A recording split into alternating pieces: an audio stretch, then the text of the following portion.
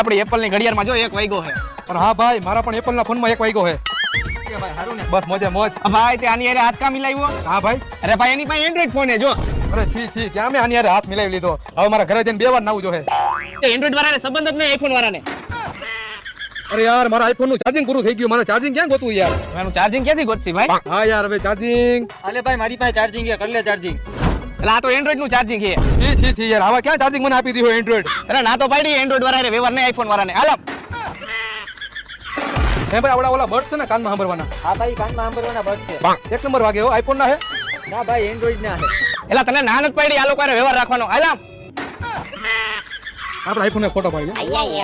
આમાં કનેક્ટ થઈ જાય આપણામાં આઈફોન. ભાઈ હવે તો હું તમારી હારે બેહી શકીશ. હા મેં આઈફોન લીધો, કયો હે? આઈફોન 6. હવે આ 3,000 રૂપિયામાં હાઈડર છે. એની કરતા 11 લેવાય, 12 લેવાય, 13 લેવાય, 14 લેવાય, આવા ડબલા લેવાય. હાલ બે હાલ.